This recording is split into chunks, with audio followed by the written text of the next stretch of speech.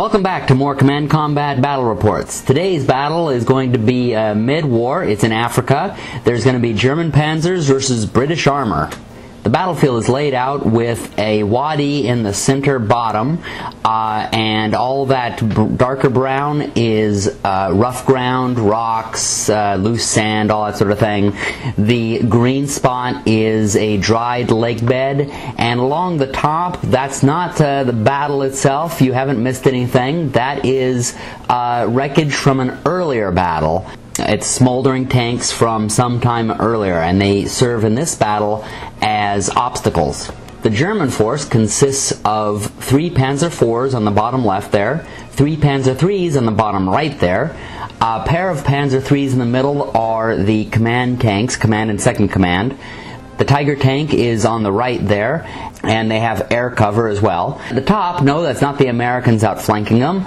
That is Rommel with 3 captured Stuarts. The German strongest unit in this one is going to be the Tiger tank. Rolling for his Tiger A skills, he gets an amazing roll of 2 skills. He chooses for one of them rapid shot, and the other one he happens to roll every shot counts, which means he's going to get triple shots and re-roll any misses.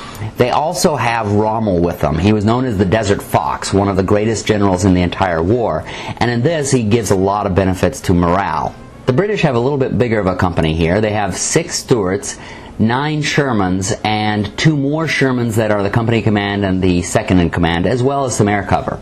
The Sherman is going to be the main part of their force. Now this is really the war horse of their military in general. They had them all over the place, but they weren't really the best of tanks when it came down to fighting. They were very reliable, but they're not always up to par with the German tanks, but they have more of them. So after setting up, this is how it looks. It's a meeting engagement, so everybody puts all of their forces onto the board. The German objectives are at the bottom left and in the center here. That's what the Germans are going after and the British are trying to protect. While the British are going after objectives on the top, I think that the camera might have slightly cut them off here. So let's see how the British start this battle. On the right side, they race forward with their Shermans and their Stuarts, and it looks like it's the same thing on the left side. It's a general advance all the way across. They're racing in, firing as they go. They're using the advantage of the Sherman tank, which is to move quickly and fire as they go. They have a 12-inch speed. They have decent armor on the front and side, particularly at this particular time. And their anti-tank and firepower is so-so. It's actually quite good for the time again, but against that Tiger, they're going to have a lot of trouble. They're also racing forward with some Stuarts that are supporting them, firing at the Panzer IIIs. Unfortunately for them, none of them actually managed to accomplish anything. However, air power comes in behind the German tanks and try to take out the Tiger, but don't manage to do anything. So it's the Germans' turn to retaliate, and boy do they retaliate. On the left, the Tiger immediately takes out 2 of the Shermans and stuns the 3rd one, while the Panzer IIIs take out 1 of the Stuarts and stuns one of the others, leaving only 1 Stuart remaining on that flank.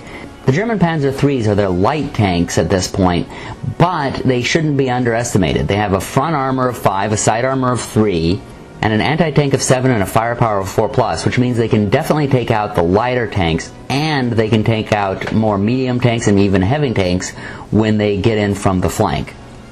The Tiger tank, meanwhile, which took out 2 of the Shermans and effectively disabled the 3rd one, is really the king of the battlefield, particularly this time. They have a front armor of 9 and a side armor of 8, which basically makes them impenetrable to everything except for a side shot. And they have an anti-tank of 13 and a firepower of 3+, which makes them really deadly, particularly with this one having 3 shots per turn and re-rolling misses. The Panzer IVs, meanwhile, are racing around on the right side and taking out Shermans as they race forward. The German air power came in behind them, meanwhile, and caught them in a wadi as they were bunched together. The British had not been concerned about bunching together because they have 50 cal anti-aircraft guns, but for whatever reason, he just didn't make his rolls this time, and that air power came in and took out a whole bunch of them while they were in that wadi together. But let's see if the British can pull it off anyway as we go back to their turn. Unfortunately for them, the stunned tanks haven't moved. Now, for those of you who play Flames of War, you know that that's actually supposed to be bailed tanks. I don't like calling it bailed. It doesn't make sense that people would be jumping in and out of their tanks so much. I call it stunned because it just, to me, it means that they're not ready to get moving again. The Shermans in the middle, meanwhile, raced forward to get out of that deadly wadi, while the Shermans on the right stopped to fire at the oncoming Panzer IVs. They managed to stun a bunch of the Panzer IVs, but not destroy them. Meanwhile, the Panzer IIIs also get stunned, which is really going to help the Stuart, which is racing through them at the moment. The Stuart is a light tank intended for fast speed, and it can really go past its enemy very quickly, but it's very light in terms of its armor. It only has a front armor of 3, a side armor of 2, and it doesn't have a lot of punch, having only an anti-tank of 7 and a firepower of 4+, so this tank at the front might have some troubles as we go on to the German second turn. You can see over here on the left that the last Stuart tank on this side has been destroyed, and the Sherman is still alive, probably because he is remained stunned and the Tiger stops paying attention to him to instead fire at someone in the center who he managed to stun. The Panzer IVs on the right flank, meanwhile, have not had very much luck coming out of their stun status, despite the fact that they have protected ammo, which makes it easier for them to get back and get moving again. However, some of them are pushing forward and are firing back at the Shermans. The Panzer IVs are the German answer to the Shermans, very similar to them, although they have a little bit less armor on the front and sides. They trade that in for a better gun, which has slightly better anti-tank. The air power came in again, although this time the 50 cals did their job and chased them away. On the British turn, the Shermans on the right this time had a little bit more luck, destroying one of the Panzer IVs and continuing to stun the others. The air power came down on the Tiger once again, but didn't manage to do anything to it. In the German third turn, the Tiger continued to pick off Shermans, taking out a couple more in the center. The German air power came in again and tried to take out the company commander, who had somehow survived all of the other bombings in the wadi. He's one of the only Shermans left, and he manages to push it away yet again with his 50 cal. He seems to be the only one who can use his 50 cal gun. In the British fourth turn, that Sherman way over on the left finally gets moving again and rushes around to the center of the Tiger. I guess it's because he was waiting for that Tiger to completely have his attention pointed elsewhere. And he raced around, finally got a side shot, but didn't manage to do anything. That German armor is just too powerful. Meanwhile, the Shermans on the right side determined that it's about time they do something because they just aren't doing enough being where they are. So they race around to the right, taking out another Panzer IV, and it looks like they're racing forward to that objective up there on the top right.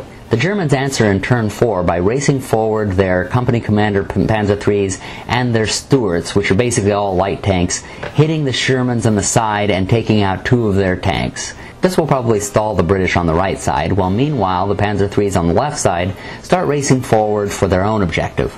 And on the far left side, the Tiger must have heard the tapping of the Sherman shell on it because it turned, blasted it away, then during its stern move simply turned around and continued back towards the fight. So during the British fifth turn, they do all that they can do. The one remaining Sherman on the right side turns to the oncoming horde of light tanks and fires at them through the smoke, but does nothing.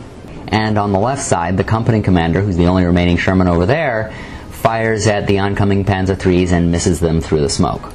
So the German turn is a lot of maneuvering. The Panzer IIIs get behind the wadi, so the Sherman can't hit them very easily, and the Tiger is coming around to hit him from the front. Meanwhile, on the right side, the Panzer IIIs are racing forward on one side, while the Stuarts are racing forward on the other, and they're going to try to surround that Sherman. In the British turn, the Sherman just simply stops, realizing that he's going to get surrounded eventually, so he might as well make his stand here.